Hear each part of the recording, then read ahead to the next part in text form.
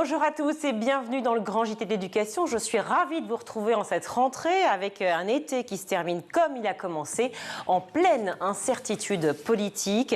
Alors ces vacances auront-elles été une trêve ou un moment de réflexion? Qu'en pensent les acteurs de l'éducation? On va alors justement leur poser la question dans la première partie de cette émission. Qui dit rentrée dit fourniture scolaire. Une aide des communes aux parents existe et peut amoindrir le coût de celle-ci. On en parle avec l'adjoint au maire de Marseille. Ce sera en seconde partie d'émission et par Skype. Dans sa chronique, justement, Marie-Letty Burny fera la lumière sur l'évolution des fournitures scolaires. Mais tout de suite, on fait un point sur l'actualité de l'éducation avec Marie-Letty. Bonjour Marie-Letty. Bonjour Virginie, bonjour à tous.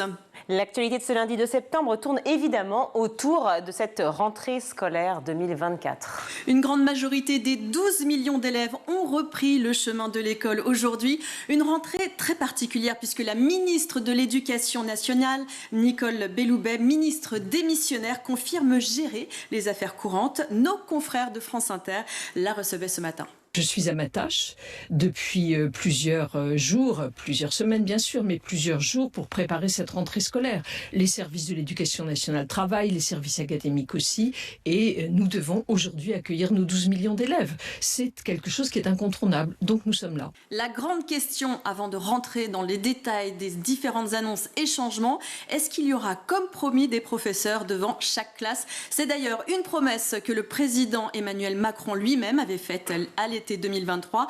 On écoute Nicole Belloubet sur ce point. Nous faisons vraiment tout pour qu'il y ait un professeur devant chaque classe. Et très honnêtement, il y a énormément de situations qui sont complètement résolues. Je n'exclus pas que quelques cas ponctuels, soit parce qu'un professeur est malade depuis hier, soit parce que nous avons eu sur des disciplines très techniques une difficulté à recruter. Je n'exclus pas qu'ici et là, il y ait quelques professeurs absents. Mais dans l'immense majorité des situations, les professeurs sont là et c'est heureux. Vous avez des remontées déjà, des chiffres? Oui, bien sûr, mais nous les avons. Vous savez, nous travaillons depuis plusieurs mois et je le redis, je salue toutes les équipes académiques et du ministère qui travaillent. Nous avons depuis des mois préparé cette rentrée et donc je suis en mesure de dire que dans l'immense majorité des cas, nous avons des professeurs devant les classes. Les changements tant attendus sont incertains. Il semblerait que les annonces faites ces derniers mois n'aboutissent pas et ou seraient en suspens. Sophie Vénétité, secrétaire générale du SNES FSU, était hier sur RTL. Une ministre démissionnaire qui doit gérer les affaires courantes, mais qui a quand même fait quelques annonces il y a quelques jours, mais surtout une rentrée en suspens. Il y a beaucoup d'annonces qui concernent le quotidien des élèves et des familles qui sont aujourd'hui suspendues. Je pense par exemple à la réforme du brevet, où nous allons accueillir nos élèves de 3e demain sans savoir quoi leur dire sur ce qu'ils feront dans quelques mois. Et c'est quelque part le symbole de cette rentrée très étrange qui est suspendue à ce que va être la suite des décisions politiques. La ministre démissionnaire de l'Éducation affirmait ce matin que la réforme du brevet ne prendrait pas effet cette année. Pour rappel, il avait été annoncé que les élèves de 3e devraient obtenir leur diplôme national du brevet pour pouvoir passer en seconde. Je le redis clairement, les textes qui avaient été envisagés ont été gelés. Donc au moment où je vous parle, le brevet n'est pas du tout obligatoire pour entrer au lycée. Et je pense... mais le prochain gouvernement le décidera, qu'il serait un peu tard aujourd'hui pour modifier cette situation pour un brevet qui va se passer dans quelques mois. Alors, deux changements ont déjà commencé aujourd'hui, Marie-Letty. Oui, en effet, à commencer par la pause numérique. 200 collèges volontaires lancent l'expérimentation pour que tous les élèves ne puissent pas avoir leur smartphone sur eux durant les heures de classe. L'idée est de leur proposer et de les mettre dans un casier fermé à clé pour celles et ceux qui en ont un ou dans une pochette à leur nom. Chaque collège volontaire s'organise comme il le souhaite à ce sujet. Cette mesure vise à promouvoir une meilleure concentration et à réduire les distractions numériques d'ailleurs pendant la journée scolaire.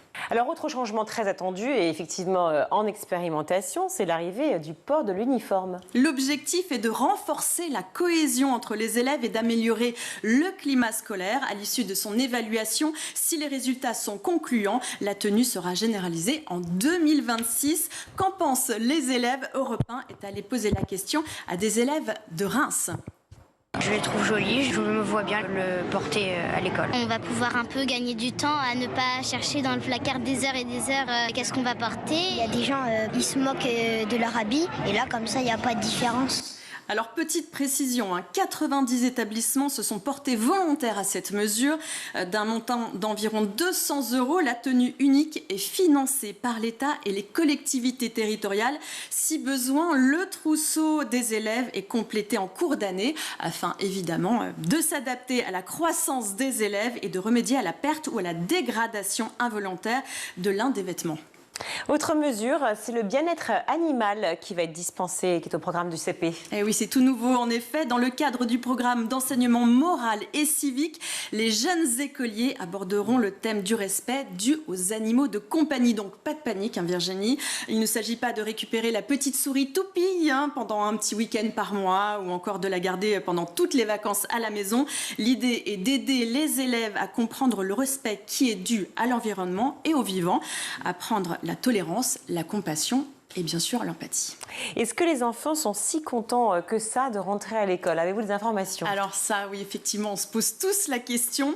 Entre revoir les copains, avoir du nouveau matériel, un nouvel enseignant, c'est pas si sûr que ça. Sonia Princet de France Inter est allée poser la question à Yacine au collège de Robespierre de Saint-Étienne-du-Rouvray, près de Rouen. Je trouve que les vacances sont passées vite. C'était comme si hier, on commençait les vacances et là, c'est déjà la rentrée. J'ai un peu peur que tous les jours je termine à 17h ou on ne sait pas. Autre sujet un petit peu différent, mais très d'actualité, puisqu'on parle des JO. Est-ce que JO et rentrée scolaire, notamment en Seine-Saint-Denis, font bon ménage? Ça, c'est une très bonne question. Si la première quinzaine des Jeux Olympiques n'a absolument pas perturbé les écoles et leur fonctionnement, pour cause de grandes vacances, évidemment, c'est plus compliqué pour cette deuxième quinzaine, notamment pour cette dernière semaine d'épreuves paralympiques, puisqu'elle se déroule en même temps que cette rentrée scolaire. Il avait été question, d'ailleurs, de repousser la rentrée au 9 septembre, mais le ministère trouvait que cela faisait trop de vacances.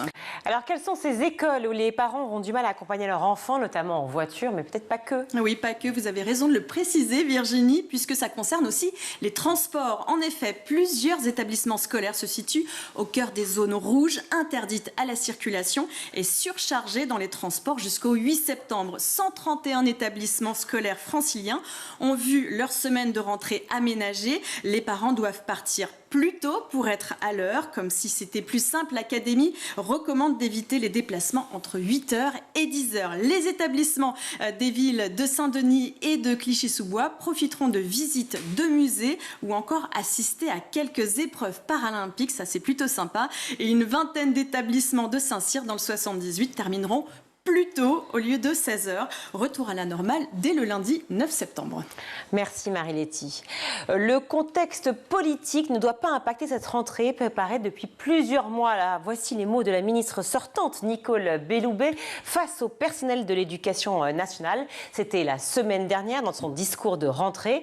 Alors, facile à dire, mais peut-être moins à faire. La rentrée scolaire sous le signe de l'inconnu. On en parle tout de suite avec nos invités. Et pour cette rentrée, on vous l'avait dit au mois de juin, évidemment, je voulais les recevoir et ils m'ont dit oui et ils sont là. Elisabeth Alain Moreno, bonjour. Bonjour. Merci beaucoup d'être venue. Vous êtes secrétaire générale du SNSA. Norman Gourrier, bonjour. Bonjour. Secrétaire général du SNLC, Syndicat national des collèges et des lycées, pour ceux qui ne savent pas, et Jérémy Girard, président du SNALC, bonjour. Merci. 12 millions d'écoliers, vous le savez, on l'a dit toute la journée, qui auront repris donc écoliers, collégiens et lycéens, qui ont évidemment fait leur rentrée ce matin, repris le chemin de l'école, pour paraphraser tous mes collègues. Et après un été qui se termine, donc comme il a commencé, dans l'incertitude la plus totale. Alors évidemment, on l'a dit aussi de nombreuses fois, on espérait que cet été, un ministre ou une ministre de l'Éducation soit nommé. Il n'en est rien. Il n'y a, de mémoire de journaliste, d'ailleurs d'historien de l'éducation, c'est pas moi un historien, je l'ai entendu, il n'y a jamais eu de ministre chargé des affaires courantes lors d'une rentrée scolaire, Nicole Belloubet. Donc peut-elle donner, c'est ma question, un cap éducatif alors qu'elle sait qu'elle va être remplacée, on l'imagine, dans quelques jours? Norman Gourrier. Un cap, non, certainement pas. Après, ce sont donc les hasards des calendriers. On aurait pu avoir une rentrée sans ministre à d'autres occasions dans l'histoire de France. Ce n'est pas le cas. Bon, ça montre aussi que le système éducatif peut fonctionner sans ministre, hein, que les gens savent faire. On sait où l'on va, on sait faire tenir la maison debout. Mais ça ne donnera pas un cap avec les choix politiques qui attendent le nouveau nom, quel qu'il soit. Mais dire sans ministre, c'est pas anodin. Ça veut dire que quand même, on peut imaginer, et d'ailleurs, pour vous citer, hein, vous l'aviez dit déjà en juin dernier, enfin début juillet dernier, la rentrée est déjà faite, vous l'avez dit Jean-Rémy Girard. Ça veut donc dire quoi? Ça veut dire que les chefs d'établissement et les recteurs, finalement, ce sont eux qui aujourd'hui gèrent cette rentrée bien plus que le ministre? Oui. Oui, tout à fait. Hein. Le travail du ministère, il se fait très très en amont et c'est surtout un agenda politique, de réforme, de mise en œuvre d'un certain nombre de choses. Mais le travail concret, il est fait au niveau des académies, puis au niveau des écoles et des établissements scolaires. Hein. C'est-à-dire que nous, on va s'occuper des élèves. Les difficultés qu'on peut connaître, c'est effectivement, est-ce qu'on a 100% des enseignants? Alors la réponse est non. Et puis on les aura pas tout au long de l'année. Ça, on le sait déjà, hein, puisque on est cette année dans une situation assez similaire à celle des 2 années précédentes en termes de manque de postes, de difficultés. Pourtant, ce matin, Nicole Belloubet a bien dit sur France Inter qu'elle faisait tout pour qu'il y ait un professeur devant chaque élève pour cette rentrée 2024. Elle fait tout, mais c'est pas parce qu'elle fait tout que ça va arriver. Une fois encore. Attendez, on a des chiffres, parce qu'on ne peut pas parler comme ça à la volée. Est-ce qu'on sait réellement, dites-moi tout, Elisabeth Alain-Moreno, il y a des chiffres, il y a des classes dont on sait qu'ils n'ont pas eu de professeur ce matin à la rentrée?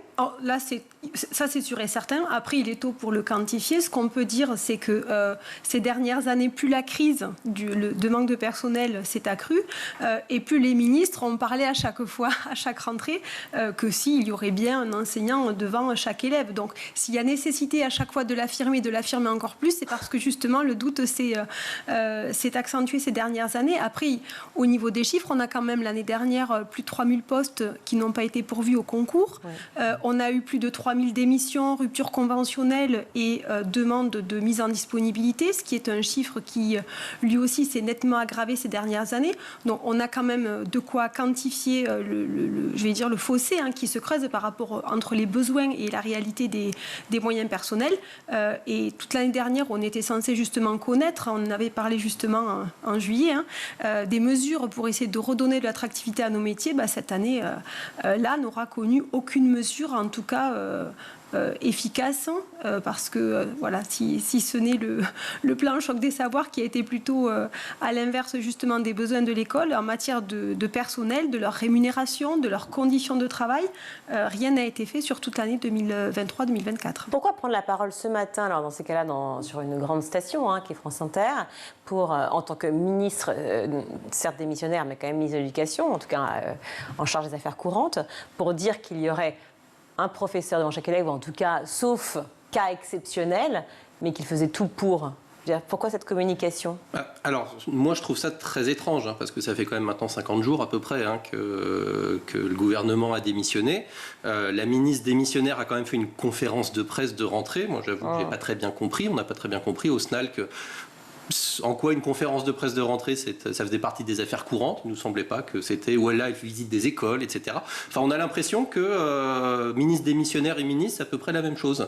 Elle parlait déjà de généraliser l'expérimentation téléphone portable en janvier. Elle disait que les mesures sur le changement du brevet, pour l'instant, elles étaient gelées, mais qu'elles allaient reprendre dès qu'il y aurait un gouvernement. Enfin, on a l'impression que tout le monde n'a pas pris conscience que, en fait, elle n'est pas vraiment ministre. Donc c'est très bizarre qu'elle fixe un cap, comme tu disais, alors qu'elle n'est pas en capacité de le fixer, que si ça se trouve dans une semaine, le cap va être complètement différent. Et en même temps, c'est pas important aussi pour les familles, et même aussi pour le personnel d'éducation, d'avoir quand même une ministre qui est là et qui quand même prend la parole et dit je suis là. Certes, on ne va pas pouvoir mettre tout peut-être en place, mais je suis quand même là.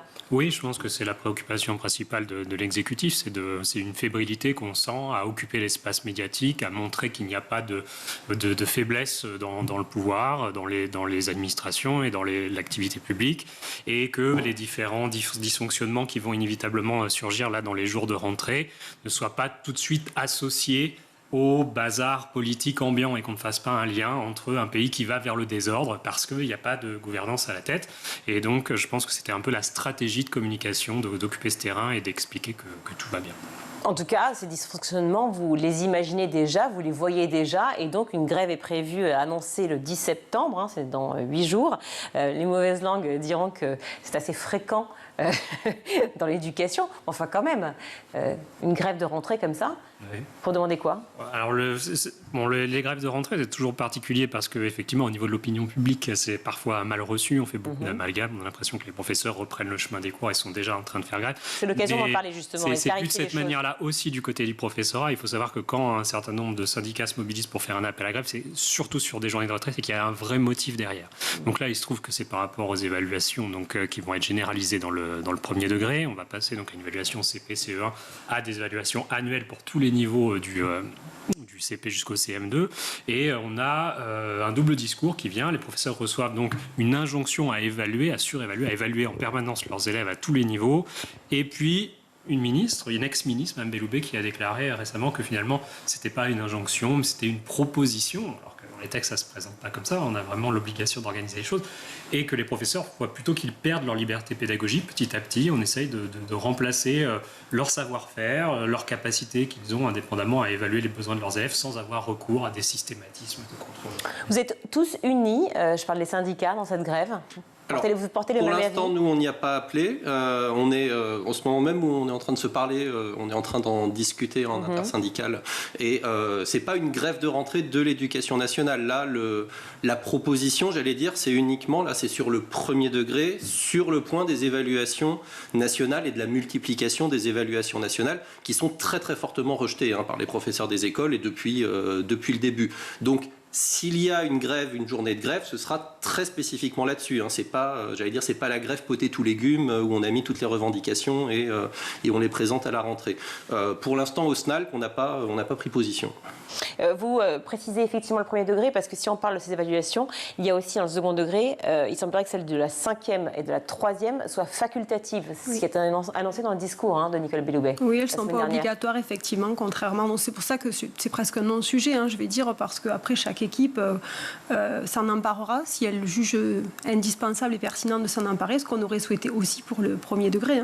Parce qu'effectivement, comme tu l'as dit, avant tout, des évaluations nationales, c'est un outil diagnostique qui doit être au service de la réussite des élèves. Et le fait de l'imposer, finalement, sans réfléchir davantage à la pertinence des évaluations, ça vient peut-être même à l'encontre de la réussite des élèves parce que derrière, c'est une logistique infernale pour organiser ces évaluations dans toutes les écoles. Donc si c'est pour que ce soit contre-productif et coûteux en énergie et en temps, une énergie et un temps qui fait déjà défaut au niveau des équipes premier degré, on a vraiment tous à y perdre. Mais quand vous dites sans y réfléchir, à quoi vous faites allusion? Parce que j'imagine que la ministre y a réfléchi justement avec son équipe. Mais on ne doute pas qu'il y a eu un travail qui a été fait sur les contenus, mais les contenus c'est une chose, mais après les modalités de passation, ça n'est une autre. C'est-à-dire que est-ce qu'il y a un intérêt à évaluer systématiquement tous les élèves chaque année?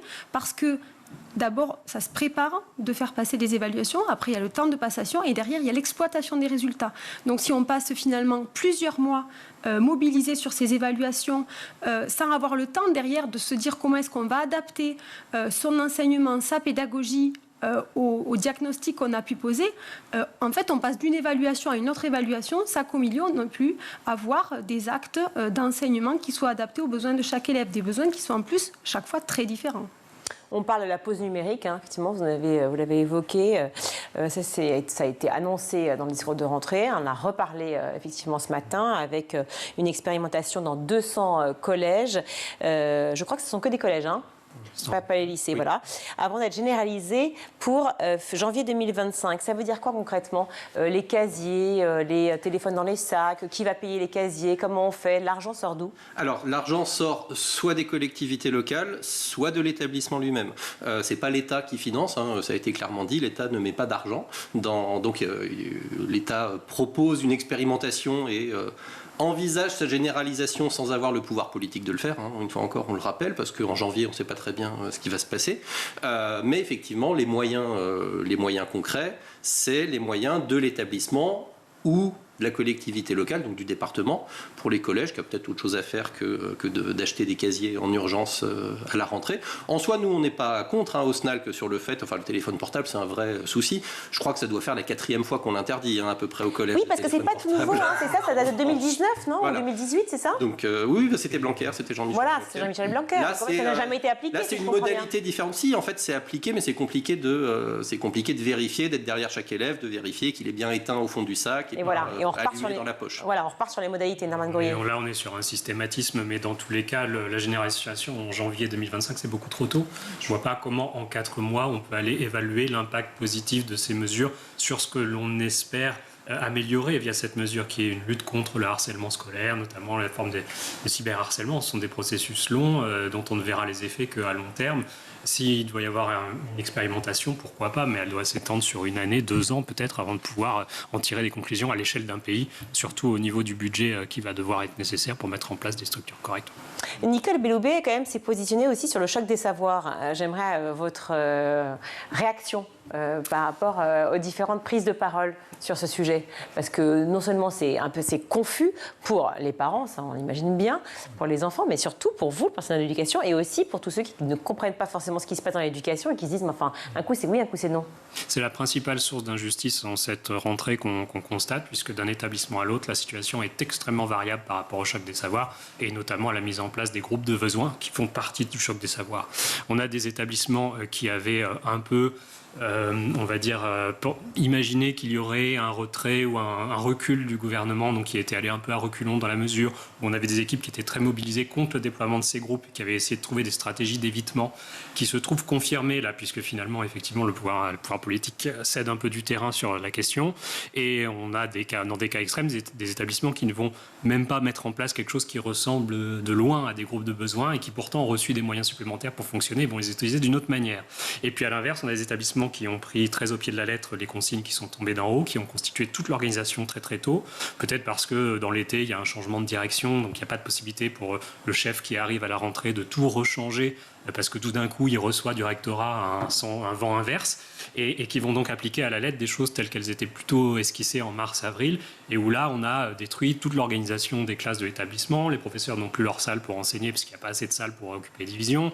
Les emplois du temps, c'est un enfer, parce que comme il faut aligner les cours, les professeurs se trouvent de 8 à 9, puis de 4 à 5 en cours, avec des trous dans leur emploi du temps, parce qu'on n'arrive pas à coordonner toute cette usine à gaz. Des trous qui ne sont pas payés, avec des professeurs absents dans certains collèges, dans certaines classes, et pour autant d'autres qui seront là à rien faire. C'est ça, c'est vraiment les situations extrêmes qu'on a par rapport à ce choc des savoirs. C'est un oui, autant de collèges, autant d'organisations. On avait déjà eu un sérieux signal d'alerte, j'allais dire, puisque l'enseignement privé sous contrat avait dit, si nous, on n'a pas les moyens suffisants, on ne l'appliquera pas. Je ne crois pas que, j'allais dire, les rectorats, etc., soient allés regarder de très près ce qui s'est passé à la rentrée dans les collèges privés.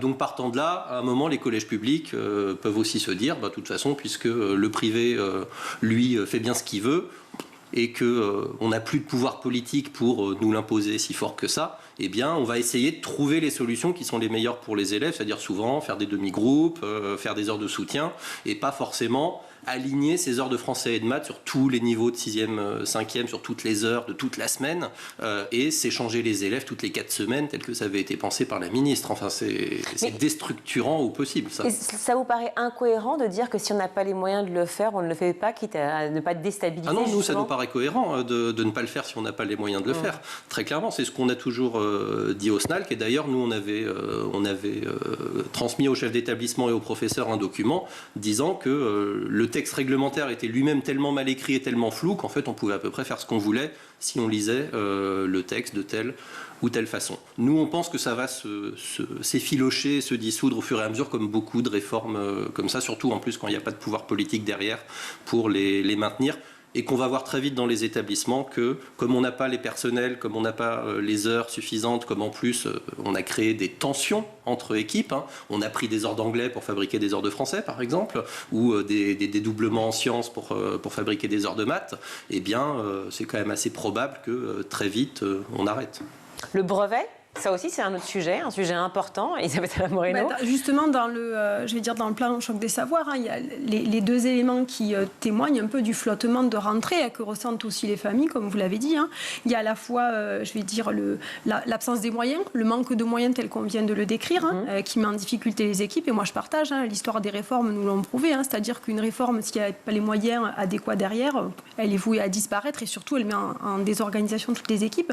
Mais il y a aussi eu l'absence de réponse avant l'été. Donc on a parlé des évaluations où on ne savait pas si c'était au niveau du premier degré sur tous les niveaux. Là, oui, on a vu que quand même c'était effectivement imposé sur tous les niveaux.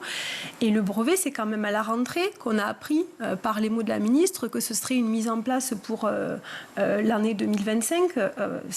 Il est complètement anormal de changer comme ça une règle en cours de route. Le texte n'est même pas publié, donc ça veut dire qu'il va intervenir en cours d'année. Des classes qui ne se sont pas préparées à travailler dans cette optique-là au niveau du collège, c'est quelque chose qui n'a pas à avoir lieu dans l'éducation nationale. Quand on sait le temps de préparation des équipes pour préparer une rentrée, pour préparer une année, parce qu'effectivement, ministre ou pas, on n'attend pas le 1er septembre pour préparer la rentrée, le fait de, au dernier moment, annoncer que la mise en place du nouveau brevet sera pour l'année 2025, c'est très irrespectueux pour l'ensemble des équipes et même des élèves et des familles. Donc pas de redoublement en tout cas, ça c'est sûr, ça a été annoncé ce matin. C'est pour ceux qui ratent le brevet. Alors, ce n'est pas le redoublement, c'était les prépas secondes, c'est-à-dire qu'on était censé généraliser les classes de prépas secondes pour ceux qui n'avaient pas le brevet. Là aussi, ça n'a pas... Nous, on n'était pas forcément contre le principe au SNAL, qu'on était un peu les seuls, mais bon, peu importe, on assume. Mais en revanche, on avait averti dès le départ, en termes de logistique, les résultats du brevet, cette année, c'était le 6 juillet. Donc, pour savoir où va un élève, le 6 juillet, c'est un peu tard. Et donc, on avait dit, mais ça va être inorganisable votre histoire. Et effectivement, là, la ministre, elle a mis les deux pieds sur le frein en mode non, ça, on va pas faire. Pour être cohérent jusqu'au bout, pardon, pourquoi vous étiez pour ?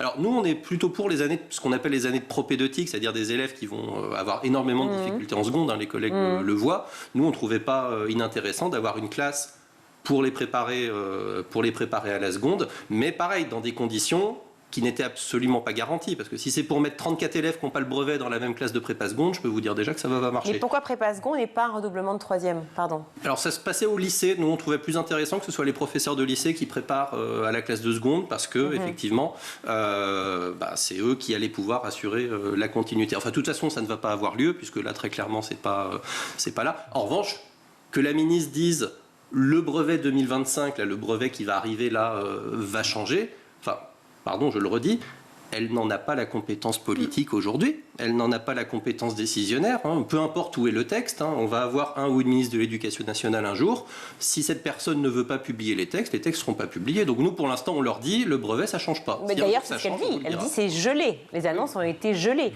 mais en revanche d'après ce que j'ai compris, et vous allez me confirmer ou pas, Norman Gourrier, la part du contrôle commun passe de 50% à 40%.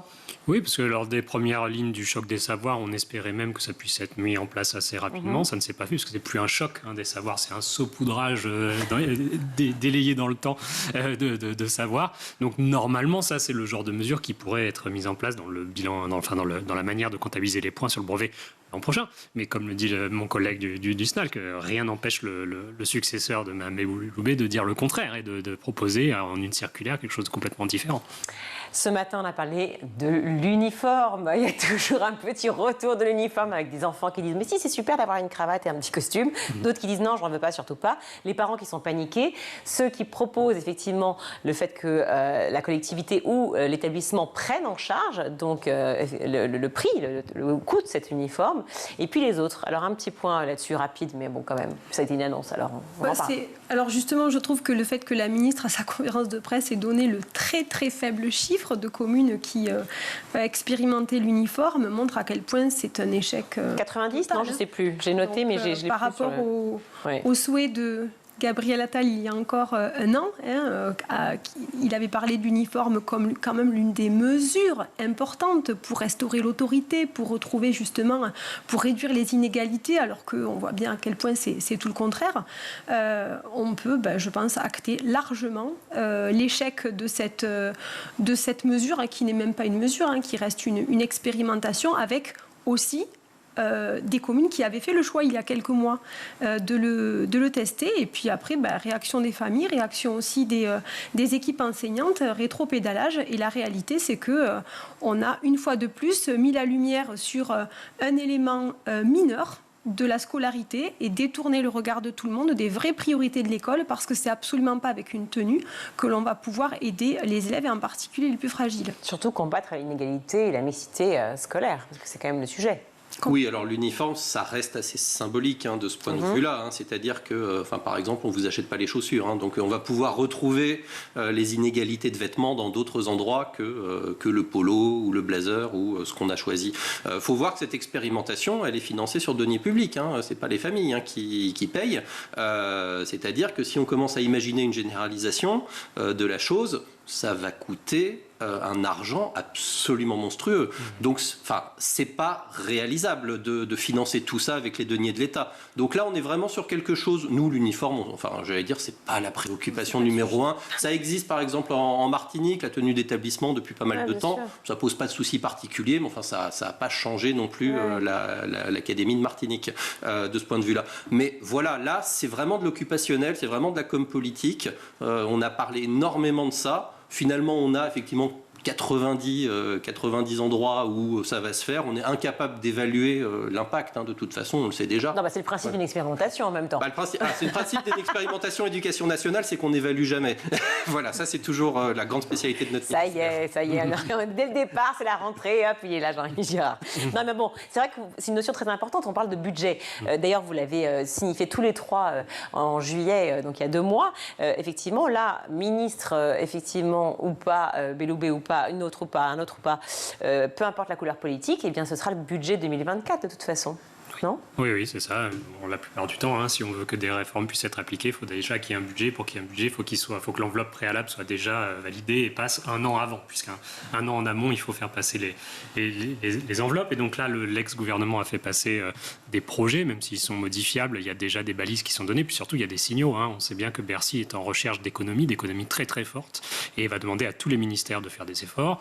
Donc la parole de Nicole Belloubet sur la sanctuarisation du budget de l'éducation nationale, je pense que c'est aussi un feu qui alerte. On voit très bien qu'il va y avoir probablement des tentations de faire des économies aussi sur le budget de l'éducation nationale, alors qu'on est en train de tenir à bout de bras un système qui n'a pas tous les moyens nécessaires pour fonctionner. Donc si un tel système, vous lui demandez en plus de faire des économies dans l'année qui vient, là c'est la meilleure manière de tout faire exploser. Et on imagine des économies sur quel plan, où ça ? Et oui, alors que dans l'autre temps, on peut, comme ça, de manière très légère, parler de la généralisation de l'uniforme. Ça se compte en milliards d'euros, c'est des uniformes, parce qu'il faut plusieurs trousseaux par enfant. On essaie de faire fabriquer ça en France quand même, donc ça c'est vertueux, mais ça coûte très cher. Donc qu'on puisse d'une part laisser penser aux gens qu'on peut faire ces choses-là à coups de milliards, et de l'autre voir les premiers signaux d'un scénario beaucoup plus tendu sur l'économie, c'est quand même assez grave, quoi. En termes de transparence vis-à-vis des gens qui suivent la situation. Il faut être clair, s'il y a de l'argent, il faut le donner prioritairement pour rétablir l'autorité des professeurs, le fonctionnement de nos établissements et de l'ordre dans les établissements, pas pour financer des opérations marketing. Donc ça veut dire, si je vous écoute tous les trois, donc à la fois les familles, mais aussi tout le personnel de l'éducation, quel qu'il soit, démarre cette rentrée sous le signe effectivement de l'inquiétude, de l'incertitude, d'une crise de confiance qu'il a déjà depuis quelque temps. Moi, je pense que la crise de confiance, elle est même dépassée parce qu'elle est née de Jean-Michel Blanquer, qui lui voulait pourtant fonder l'école de la confiance. Pour moi, là, c'est le total crédit de toute annonce qui vient d'en haut qui est largement entamé. Et d'ailleurs, en cette rentrée, je pense que les personnels, de façon tout à fait, logique et légitime, ont pris beaucoup de distance par rapport à la scène politique. Et effectivement, comme on l'a dit, ministre ou pas, la rentrée, elle était prête. Et donc, ils savaient bien comment ils allaient la faire avec les élèves et avec les familles. Après, il ne faudra pas que ce soit une situation qui s'installe, parce qu'effectivement, il y a des urgences. Il y a vraiment des dossiers urgents, et en particulier le manque de personnel et la revalorisation nécessaire si on veut retrouver un petit peu plus de personnel dans l'éducation nationale. Parce qu'on a beau dire, peu importe la feuille de route, qu'on soit d'accord ou pas, s'il n'y a pas les personnels pour la mettre en place, de toute façon, ça restera toujours... Ça, on leur a dit sur School TV, aucun doute. Ça, on leur a dit. Dernière petite question, vraiment, ça ressemble à un quiz. Qui, Ruth Grenelle ? Une idée ? ça devient trop périlleux maintenant de, je comprends, de faire des pronostics. C'est ça, non, mais là on s'est rendu compte que finalement c'était pas si mal en fait une rentrée sans ministre. Et que, comme en Belgique. Et que finalement on se rend compte que voilà, le ou la ministre pour la rentrée c'est peut-être pas la personne la plus importante. En tout cas, si on avait un souhait maître, ce serait de ne pas changer en permanence. Parce que vraiment l'année dernière... ça fait longtemps ça, et pour tous les budgets, tous les ministères. On a vraiment besoin de stabilité et de la marge de manœuvre pour le ou la ministre. 4 ministres en un an quand même à l'éducation, je le rappelle. Merci beaucoup à tous les trois d'être revenus sur ce plateau. J'espère que vous allez revenir évidemment très bientôt. Elisabeth Allaire Moreno, Norman Gourrier et Jean-Rémy Girard. Merci à vous trois. Merci. Merci. On marque une courte pause, on se retrouve tout de suite dans le Grand JT.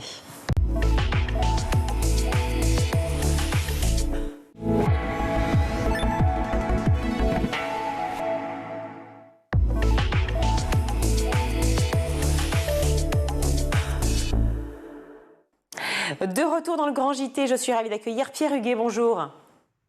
Bonjour. Pierre Huguet, vous êtes adjoint au maire de Marseille en charge de l'éducation, des cantines scolaires, du soutien scolaire et des cités éducatives. L'éducation est une des priorités de la ville de Marseille. C'est l'engagement du maire. Est-ce que c'est le premier budget de la municipalité ? Alors en effet, c'est le premier budget de la municipalité et depuis 2020, c'est un budget qui est en constante augmentation avec une augmentation de plus de 30%, ce qui fait une augmentation d'environ 800 € par enfant, donc entre 2020 et 2024. Donc une ambition très forte sur la question de l'école et de l'éducation. L'éducation est une priorité, ça veut dire beaucoup de choses. Ça veut dire aussi investir massivement dans la rénovation du bâti, ce que vous avez fait pour beaucoup d'établissements scolaires de la ville. Garantir les conditions évidemment d'apprentissage. Et ça, on va en parler ensemble parce qu'il y a une grosse inquiétude, on l'imagine bien, pour tous les parents de savoir s'il y aura bien une maîtresse, un maître pour chaque enfant, chaque classe à Marseille pour cette rentrée 2024. Mais c'est aussi, et c'est un point important, c'est soutenir les familles dans leur pouvoir d'achat. Et pour cela, vous avez mis en place un kit de fournitures scolaires que j'ai sous la main. Bien entendu, je vais me faire un plaisir de pouvoir en parler avec vous, mais j'aimerais un mot sur ce kit. Quels sont les enfants qui peuvent en bénéficier ? Alors, sous l'impulsion du maire de Marseille, Benoît Payan, la ville de Marseille, effectivement, distribue un kit scolaire à l'ensemble des petites Marseillaises et petits Marseillais qui fréquentent les écoles de Marseille. La liste a été élargie par rapport à 2023, j'ai cru lire. Pourquoi ? Alors en effet, en 2023, nous avons déjà travaillé le contenu de ce kit avec des enseignants. C'est issu de la concertation. Nous l'avons également travaillé avec les représentants des parents d'élèves. Et donc, pour la rentrée 2024, nous l'avons également étoffé, notamment pour la maternelle. Et il y a dans ces deux kits, la maternelle, l'autre élémentaire, tout ce qu'il faut pour bien travailler dès le premier jour de l'année et toute l'année. Oui, et alors pour établissements publics et privés ? Alors en effet, la première année, nous l'avons d'abord distribué dans les écoles publiques, aux élèves qui fréquentent les écoles publiques parce que c'est la première compétence du maire et de la ville. Et puis cette année, nous avons décidé de l'élargir à l'ensemble des enfants qui fréquentent les écoles primaires à Marseille parce que, comme vous le savez, eh bien pour beaucoup de familles, cette rentrée peut être compliqué parce qu'il y a beaucoup de frais. Il y a bien sûr les fournitures, mais également les vêtements et puis la cantine. Et donc, tout cela représente des dépenses qui sont parfois conséquentes et difficiles à supporter pour certaines familles. Et donc, c'était bien la volonté de pouvoir faire finalement une aide directe et concrète à l'ensemble des familles marseillaises. Oui, puis c'est une aide importante. Alors, ce kit, je l'ai sous les yeux. Je ne vais pas faire l'article, comme on dit. Enfin, quand même, on va regarder ensemble. J'ai une trousse avec quand même beaucoup de crayons, stylos, etc. à l'intérieur. Des feutres, des crayons de couleur. Également, un cahier de liaison. C'est ce que je vois là. Plus quoi ? Plus une ardoise, c'est ça ? Dites-moi tout. Alors oui, et puis il y a également la partie que nous avons livrée directement dans les écoles, notamment les ramettes de papier. Et puis il y a là vous avez présenté le kit pour les élémentaires, mais il y a également le kit pour les maternelles qui est adapté. Alors par exemple cette année, puisqu'on parlait de l'avoir renforcé, on a ajouté une gourde, on a ajouté des crayons pastels, des feutres. Et encore une fois, tout ça, en fait, le contenu de ces deux kits a été travaillé avec des enseignantes et des enseignants. Travailler dans le sens de l'application de l'écriture, je pense aux stylos qui sont proposés. Alors pareil, je ne vais pas annoncer de marque, mais enfin bon, voilà, on retrouve l'essentiel finalement pour les élèves. Et non pas d'ailleurs en un seul exemplaire, vraiment, c'est fourni. C'est généreux. Et puis, je vous remercie de le souligner. Et puis, les enseignants avaient aussi des exigences concernant la qualité du matériel. Et donc, c'est important d'avoir des fournitures qui vont tenir toute l'année. Et je crois que, tout à l'heure, on l'a souligné, la rentrée constitue parfois un moment difficile pour certaines familles. Et je crois qu'avec ce kit, en tout cas, nous avons la volonté de tendre vers la gratuité de l'école. Et c'est important que, finalement, toutes les petites Marseillaises et tous les petits Marseillais puissent débuter ce premier jour de l'année avec tout ce qu'il faut pour travailler. Et l'année dernière, quand nous l'avons distribué aux écoles publiques, les enseignants étaient ravis de cette mesure parce que finalement, eh bien, tous les élèves avaient ce qu'il fallait pour travailler dès le premier jour de l'école. Vous parlez des enseignants, mais j'imagine que les familles et surtout les enfants étaient ravis. Comment ils ont réagi ? Vous avez des retours ? Alors, les enfants, l'année dernière, ont été plus que contents. C'est-à-dire que c'est une marque de considération et puis c'est une manière finalement d'accueillir les enfants dans les meilleures conditions possibles pour justement leur témoigner qu'ils sont ce que nous avons, ils sont ce que nous avons de plus précieux et c'est important de prendre soin d'eux et de faire en sorte que, eh bien, on les mette sur les voies de la réussite éducative. Et c'est vrai que c'est assez méconnu, mais les villes, et d'une manière générale, les collectivités locales et territoriales, jouent un rôle important dans la réussite éducative. Parce que tout à l'heure, vous avez souligné la question des maîtres et des maîtresses, ça c'est plutôt la compétence de l'État. Mais les villes ont la possibilité, peuvent avoir l'ambition d'avoir une politique éducative ambitieuse et participer à la réussite éducative à travers ce dispositif de fourniture. Mais par exemple, nous avons aussi le soutien scolaire, qui est gratuit pour les enfants. Nous avons également gelé les tarifs de la cantine parce que ça peut représenter des dépenses conséquentes. Et puis, c'est important que les enfants puissent avoir un repas. Pour certains enfants, c'est le seul repas chaud équilibré qu'ils vont avoir dans la journée. Et donc, tout cela constitue finalement, tout cela participe à la création des conditions de la réussite. Un enseignant devant chaque élève, c'était évidemment le désir, mais aussi la crainte des familles, que ce ne soit pas forcément le cas en cette rentrée. Est-ce que vous avez déjà eu des retours en cette première journée ?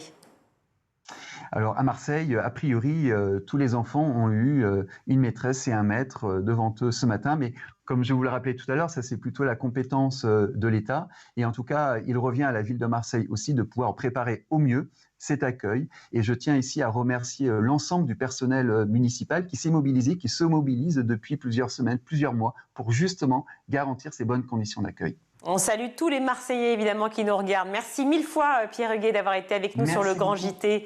Merci. Je rappelle que vous êtes adjoint au maire de Marseille, Benoît Payan, et que vous êtes également en charge de l'éducation, des cantines scolaires, du soutien scolaire et des cités éducatives. À très bientôt. Merci d'avoir été avec nous. Et quand on parle bien de fournitures scolaires, c'est l'heure de la chronique de Marie Letty qui va aller justement sur ce sujet des fournitures.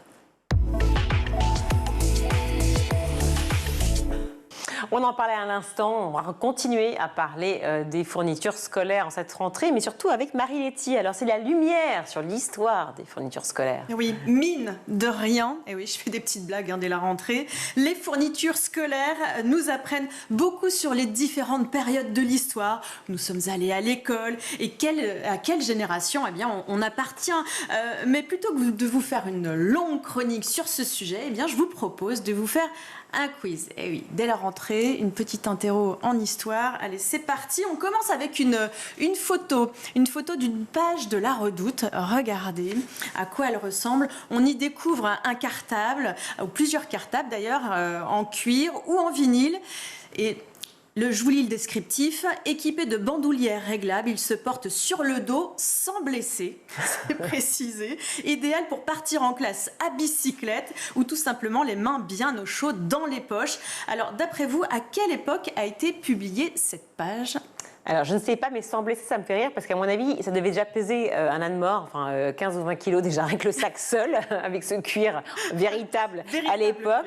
Quelle époque, je ne sais pas, moi, années 70 ? Exactement, années 70. Et même le petit nom qu'on donnait à ces cartables, eh bien, ce sont les gibecières. Gibecières, on mettait le gibier dedans. Ça vient de là. Donc oui, années 70, et cette photo, elle date de la rentrée 1978-1979. Et ce qui est intéressant quand même de voir ici, c'est que déjà les Français faisaient leurs courses par correspondance. Ils achetaient les cartables, mais quand même, il fallait s'y prendre un petit peu à l'avance parce que ça mettait quand même pas mal de temps à arriver. Aujourd'hui, ça va quand même beaucoup plus vite. Je me permets de rebondir juste sur le prix quand même, parce que je viens de voir un prix, j'ai eu l'impression qu'on était en euros, mais non, on était en francs. On est en francs. Et pourtant, les prix que j'ai vus hier étaient exactement les mêmes, pratiquement en euros. Voilà, mais sauf que très bien. On fait la conversion, on n'arrive pas tout à fait à la même somme. J'ai fait une réaction de goumeuse, mais j'ai le droit quand même de m'insurger. Autre cartable, avec l'arrivée du plastique, avec même un mélange plastique-cuir, petit mélange des matières, avec, regardez cette photo, le personnage de dessin animé. Alors là, est-ce que ça vous dit quelque chose? On reconnaît... Goldorak, évidemment. Évidemment, donc là, c'est plutôt facile. Évidemment, les années 80, que certains d'entre vous ont pu connaître, avec une photo de Goldorak, Casimir, Capitaine Flamme. Je n'étais pas née. Rémi sans famille, c'était marrant de mettre Rémi sans famille sur le dos. Ou encore Maya l'abeille. On était encore dans une forme assez carrée, avec une ou deux fermetures métal. Et la vraie différence avec les cartables des années 70, là, quand on arrive dans les années 80, eh bien, c'est qu'avant, on gardait un cartable pendant 10 ans et qu'on le passait aux fratries. Toute la famille avait le même cartable finalement, alors que quand on arrive dans les années 80, on change quand même de cartable un peu plus souvent. On va parler d'un cartable iconique maintenant. Est-ce que vous sauriez me dire quand a débarqué le cartable de la marque Tans? Tans, je ne sais plus, 89. Un peu moins. La marque a été créée en 1978 par le maroquinier Le Tanneur et les cartables Tans en croûte de cuir sont arrivés en masse sur le marché français en 1980 grâce à cette pub et à ce slogan. Regardez.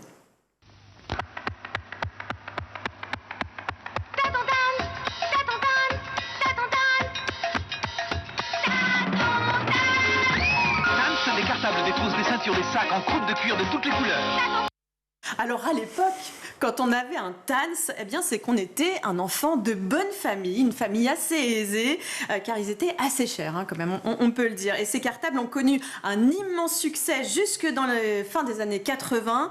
Regardez, j'ai même une petite photo, si en régie on peut nous la mettre. C'est une photo du film de La Boum avec Sophie Marceau et c'est Pénélope. Et même elle avait son cartable Tans. Donc après, ça a perdu un petit peu sa popularité pour enfin retrouver dans les années 2010 un nouvel essor. Aujourd'hui, le design n'a pas beaucoup évolué. Ils sont beaucoup moins chers, par contre, qu'à l'époque, parce que, évidemment, aujourd'hui, ils sont fabriqués en Chine. Le design est toujours fait en France, mais ces cartables sont fabriqués en Chine. Et la différence avec aujourd'hui, c'est qu'on a quand même beaucoup de marques de cartables. Itzpac, Caméléon, Lilliputien et la majorité des grandes enseignes fabriquent elles-mêmes leurs propres cartables. On passe maintenant au stylo à billes. Et avec ce stylo Bic 4 couleurs. L'iconique, c'est l'orange. On l'a en photo. Moi, j'ai le bleu. Désolée, je n'ai pas l'iconique. Alors, d'après vous, il a été créé en quelle année? 1969, 79 ou 1989? J'aurais dit 69, moi. Mais vous avez tout bon. Ah, on va lui mettre 20 sur 20. J'ai même pas triché. On va lui mettre 20 sur 20. Moi, je me suis plantée sur le Tans. Mais ceci dit, le Bic 4 couleurs est toujours très en vogue chez nos petits écoliers. Il s'est diversifié puisqu'il est arrivé aussi jusque dans les boutiques officielles des Jeux Olympiques de Paris 2024. Il fait même partie des goodies les plus achetés. Il existe même un Bic en or 4 couleurs, donc, qui a été fabriqué pour les 50 ans de ce stylo, qui coûte d'ailleurs un peu plus de 300 €. Et alors, petite question, est-ce que vous sauriez me dire à quoi sert cette petite boule qui est ici? Alors, avant, c'était une boule. Maintenant, là, celui qui est un peu plus moderne, il y a un petit œillet. Alors, je n'ai aucune idée. Eh bien, il a été fabriqué exprès pour pouvoir composer les numéros de téléphone sur les téléphones à cadran, vous savez, comme ça, là. Ah, mais bien sûr. Donc, cette petite boule, elle n'a pas été faite inutilement. Mais oui, mais sauf qu'on n'a plus de téléphone. Donc, il faut qu'il fasse la même chose version smartphone. Voilà. Ça doit exister aussi, certainement.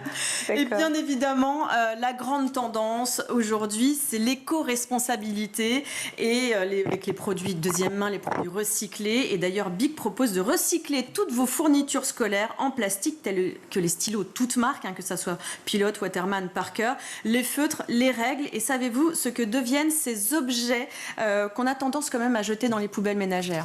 Non, dites-moi tout. En image, regardez cette photo. Bien, c'est un pan. Ah ouais. Ok, oui, voilà, ils ont eu l'idée de recycler les stylos en plastique, ainsi que les règles et d'autres fournitures en plastique. C'est plutôt pas mal. Et le dernier élément indispensable, troisième produit acheté pour les fournitures scolaires dont je voulais vous parler, c'est la colle. Et alors, il y a une colle iconique avec une odeur d'amande. Est-ce que vous sauriez me dire... Je peux dire le nom de la marque? Ah oui, on peut dire. C'est égyptien, c'est Cléopâtre. Cléopâtre, exactement. Et d'après vous, en quelle année est-ce qu'elle a été créée, cette colle blanche française? Franchement, alors c'est bien plus ancien que les petits bâtons jaunes. Je vais vous faire je vais vous faire une petite proposition quand même, histoire qu'un petit QCM. 1864, 1934 ou 1944? 34. Parfait. Alors, Virginie, elle est incollable. Ah mais en plus vous m'aviez mis la réponse là, mais je ne l'avais pas vue. 34, effectivement. Voilà. Et oui, c'est l'entreprise SARL d'Égypte qui a été créée en 1930 dans un appartement Chapon à Paris. Et la colle, donc, elle est arrivée en 1934, d'abord avec un petit pinceau, et puis dans les années 50, remplacée par une petite moi j'adorais la spatule comme ça. Exactement. Voilà, c'est pour ça que ça fait toujours partie. Mais on pouvait très pas le manger par les enseignants. Alors, elle est comestible, mais elle n'est pas comestible. On ne peut pas la manger. Déjà parce que c'est dégoûtant, mais elle est faite quand même à base d'amidon de pommes de terre, d'eau et d'amandes amères, sans solvant ni produits toxiques. C'est sans gluten, me dit Emma Ferré. Elle a raison, parce qu'elle sait que je suis sans gluten, c'est vrai. Mais cependant, je ne mangerai pas la colle. C'est quand même pas recommandé. Mais ça fait partie des colles préférées des enseignants. Sûrement pour la manger, j'imagine. Mais c'est quand même la colle UU et Scotch qui reste des produits leaders là, sur le marché, même si la colle Cléopâtre reste quand même très très utilisée encore aujourd'hui. Alors l'histoire des fournitures scolaires, pour conclure, est riche et remplie d'objets iconiques, indémodables, et ce même si les technologies et les dernières innovations nous envahissent. Alors si vous avez un petit peu de nostalgie de tous ces objets iconiques, eh bien il existe des sites de fournitures scolaires vintage que vous pouvez aller regarder. Vous pouvez la colle, la fameuse Cléopâtre. C'est sympa ça. Ne me dites pas ce que vous allez faire avec. Donc il y a plusieurs sites. Alors Marietti, Retrolive.com, nostalgift.com, itsy.com, il y a plein de sites pour les fournitures vintage. Ok, merci beaucoup en tout cas. Tout de suite, c'est le meilleur de School TV avec le Zap.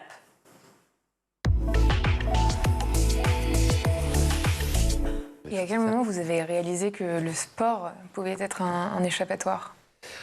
Immédiatement, parce que après que mes entraîneurs m'aient écouté, j'ai compris rapidement qu'il fallait que je sois une des meilleures pour pouvoir m'enfuir à 18 ans, d'avoir un appartement, un salaire, parce que c'était l'époque. Mon époque, en tout cas, nous on incarnait la génération du début du professionnalisme du basket féminin. Et j'ai vite compris, et donc je me suis donné à fond dans le sport. Je m'y sentais bien, c'était un refuge, même si par moments je devais rentrer chez mes parents. Là c'était sacrément douloureux. À chaque fois que je revenais, j'arrivais à me réfugier dans le sport, à dépasser ce trauma, avec la ferme intention quand même qu'un jour que j'affronte mes parents, parce que je trouvais qu'à l'époque le combat était déloyal, parce qu'un adulte qui agresse son...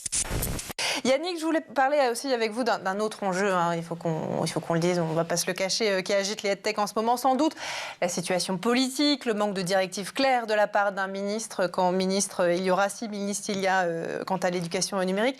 Est-ce que, entre ça, la question des données des enfants, l'utilisation des écrans, l'ouverture des écoles publiques aux entreprises privées, je sais que c'est un sujet qui vous tient à cœur, ou encore l'intelligence artificielle, qu'est-ce qui agite en ce moment les startups ? Ce qui est certain, c'est que nous avons besoin, la filière a besoin d'un véritable soutien. Aller dans la high-tech, c'est quelque chose qui nécessite de l'investissement, ne serait-ce qu'au niveau technique, et parallèlement à ça, par les transformations des pratiques pédagogiques. Pour ça, il faut qu'il y ait un modèle économique qui soit supportable par les entreprises, et ce marché a besoin d'être soutenu par l'État, c'est une évidence. Là, nous arrivons à un moment donné où beaucoup de très gros projets qui se sont mis en œuvre d'appel à manifestation d'intérêt sur les années précédentes sont arrivés à échéance. Et on arrive à vraiment un creux de vague.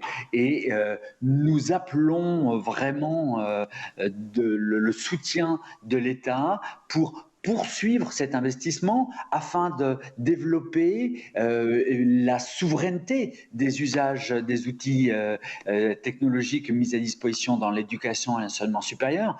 Faute de quoi, eh bien, on sait très bien que cette filière ne va pas pouvoir continuer à se structurer, à se consolider, ce qui est absolument indispensable.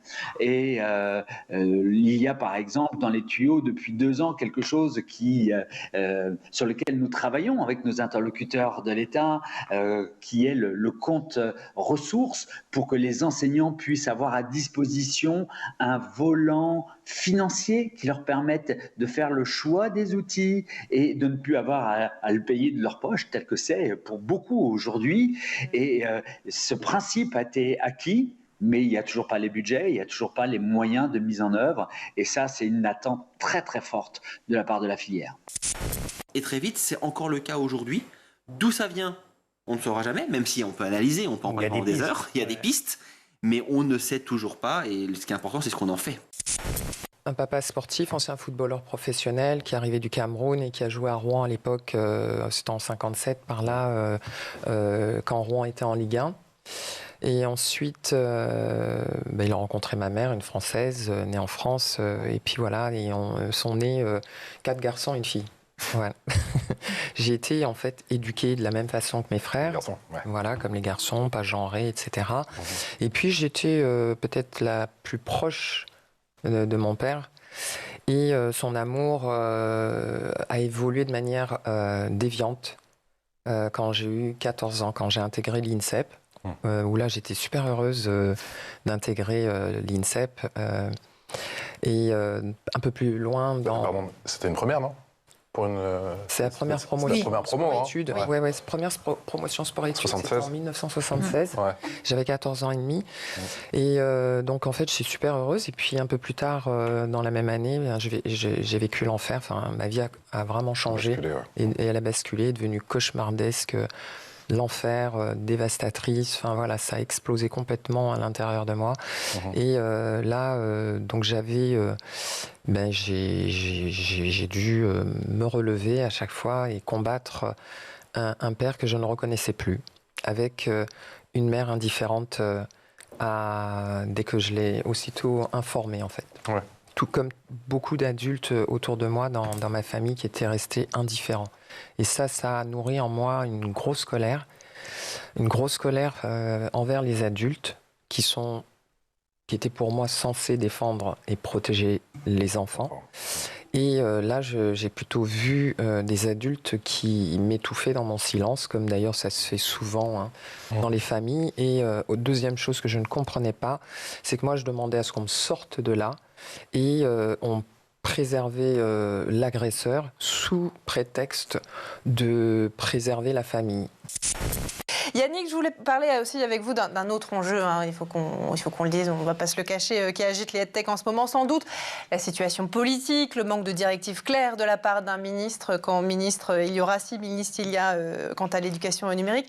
Est-ce que, voilà, entre ça, la question des données des enfants, l'utilisation des écrans, l'ouverture des écoles publiques aux entreprises privées, je sais que c'est un sujet qui vous tient à cœur, ou encore l'intelligence artificielle, qu'est-ce qui agite en ce moment les startups ? Ce qui est certain, c'est que nous avons besoin, la filière a besoin d'un véritable soutien. Aller dans la EdTech, c'est quelque chose qui nécessite de l'investissement, ne serait-ce qu'au niveau technique, et parallèlement à ça, par les transformations des pratiques pédagogiques. Pour ça, il faut qu'il y ait un modèle économique qui soit supportable par les entreprises, et ce marché a besoin d'être soutenu par l'État, c'est une évidence. Là, nous arrivons à un moment donné où beaucoup de très gros projets qui se sont mis en œuvre d'appel à manifestation d'intérêt sur les années précédentes sont arrivés à échéance. Et on arrive à vraiment un creux de vague. Et nous appelons vraiment le soutien de l'État pour poursuivre cet investissement afin de développer la souveraineté des usages des outils technologiques mis à disposition dans l'éducation et l'enseignement supérieur. Faute de quoi, eh bien, on sait très bien que cette filière ne va pas pouvoir continuer à se structurer, à se consolider, ce qui est absolument indispensable. Et il y a par exemple dans les tuyaux depuis 2 ans quelque chose sur lequel nous travaillons avec nos interlocuteurs de l'État, qui est le compte ressources, pour que les enseignants puissent avoir à disposition un volant financier qui leur permette de faire le choix des outils et de ne plus avoir à le payer de leur poche, tel que c'est pour beaucoup aujourd'hui. Et ce principe a été acquis, mais il n'y a toujours pas les budgets, il n'y a toujours pas les moyens de mise en œuvre. Et ça, c'est une attente très très forte de la part de la filière. Mais sur votre site internet, pendant très longtemps, il y avait la mention plus jeune bachelier de France dès la première ligne de votre biographie. Jusqu'au jour où vous décidez de l'enlever. Pourquoi vous décidez de l'enlever? Qu'est-ce qui se passe le jour où on se dit finalement je suis autre chose? Spoiler alerte, je l'ai remise. Non. Si, et je vais vous expliquer pourquoi. En fait, je l'ai enlevé. Pourquoi? Parce que c'est une amie chanteuse qui m'a dit, donc j'avais 30 ans et ça faisait déjà en fait 14 ans que j'étais dans le métier musical. C'est-à-dire que j'ai commencé à diriger des orchestres à 16 ans. J'ai quand même continué les mathématiques, donc après le baccalauréat à école normale, comme vous le disiez, agrégation à 19 ans. J'ai enseigné pendant 1 an et demi et ensuite j'ai lâché. Donc il y a eu ces années de commune.